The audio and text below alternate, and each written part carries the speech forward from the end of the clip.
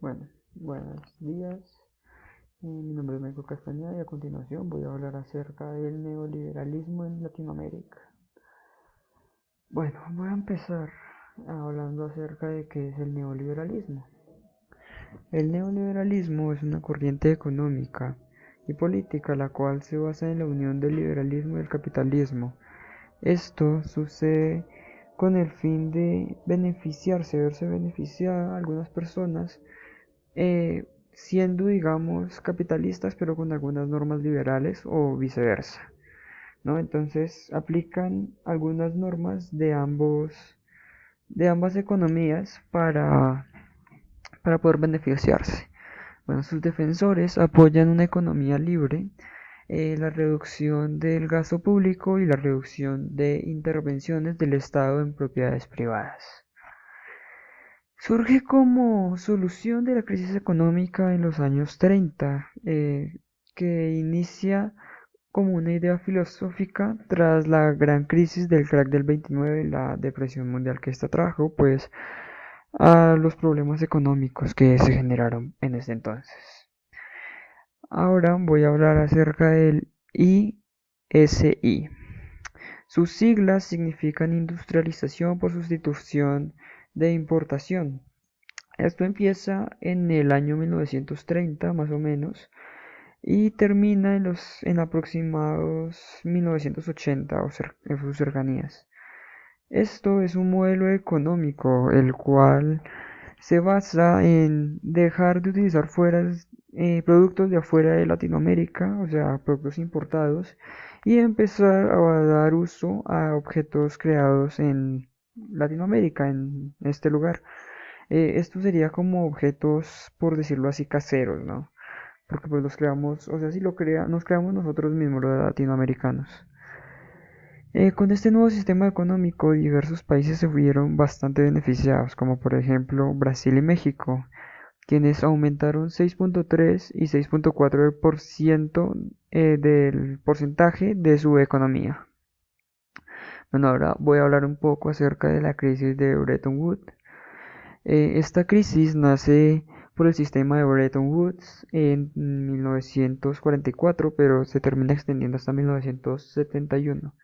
Este consistía en mantener una economía estable, pero lastimosamente, gracias a esta crisis, a este sistema, los países latinoamericanos no pudieron mantener su economía estable, por lo que siguió un déficit y por ese motivo los países terminan con un endeudamiento al principio cercano a los 31 mil millones de dólares, los cuales para 1980, o sea, tan solo 9 años después, 8 o 9 años, ya se habían crecido hasta los más de 400 mil millones de dólares. Bueno, y ahora voy a hablar un poco acerca de la llegada del neoliberalismo. Esta, en vista de la gran crisis que se está viviendo en Latinoamérica, los gobiernos dejan de utilizar el ISI, bueno, industrialización por sustitución de importación, y comienzan a manejar el neoliberalismo. Esto lo hacen como una medida para salir rápido del problema, para poder estabilizarse un poco, para poder salir un poco de este endeudamiento tan gigante que sostuvo. Se sostuvo, o en algunos países todavía se sostiene. Bueno, para esto, en el liberalismo se impuso la liberación de financia se impuso liberaciones de financia y comercio, privatizaciones de empresas estatales y las reformas de mercado laboral. Dos de los ejemplos más concretos de este cambio al neoliberalismo es la ley de la convertibilidad en Argentina en 1991 y el Plan Real en Brasil en 1994. Bueno, con estas normas, con el neoliberalismo llegaron cinco políticas, bueno, llegaron principalmente cinco políticas. Estas son, la primera es la liberación de las importaciones, porque el ISI requería bastantes restricciones de importación, caso contrario con el neoliberalismo, el cual Sí permitía las exportaciones y gracias a esto se permitía una competencia entre empresas domésticas y extranjeras, lo cual era bastante bueno para el mercado. El segundo, la segunda política es la sobrevaloración del tipo de cambio. Esto y la liberación de importaciones son efectivos contra la inflación de bienes importados. Contra la inflación, los bienes importados se hacen bastante más asequibles con esta política. La tercera política es la liberación financiera doméstica. La cuarta política son las reformas fiscales, esto es el incremento de impuestos para abordar defectos presupuestarios, ya que esto lo querían hacer ya que con el dinero conseguido con las exportaciones, digamos, exportaciones e importaciones, querían dedicarlo a pagar esta gran deuda que se tenía y para esto necesitaban eh, que con los impuestos se pagaran los problemas que ocurrieran internamente en un país, en una ciudad, por ejemplo, no sé, arreglar calles, etcétera. El quinto, la relajación de los estatutos del movimiento capital dentro y fuera del país. Esto nos quiere decir que para este tiempo se dejó a un lado la preocupación por de dónde sale el dinero y, o sea, cómo se está moviendo el dinero y se centraron en otras cosas. Bueno, con la creación de estas nuevas políticas, prácticamente se generó un sistema infalible para controlar la inflación.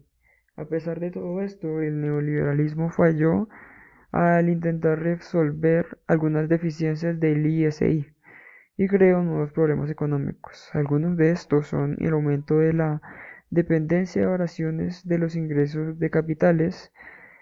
Tampoco tuvo éxito en aliviar las restricciones de cambio.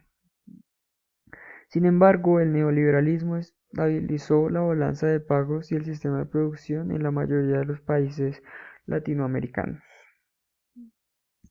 Bueno, ahora voy a hablar un poco acerca de el neoliberalismo en Colombia.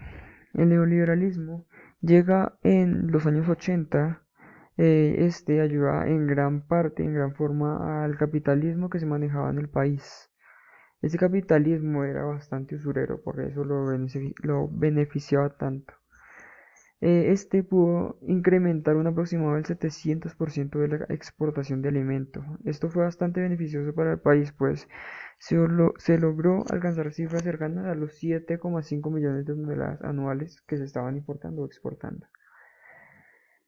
Para el capitalismo rentista y usurero en nuestro país, es mucho más eficiente especializarse en las importaciones a gran escala que generar procesos de desarrollo rural garantizando la ciudad y la soberanía alimentaria.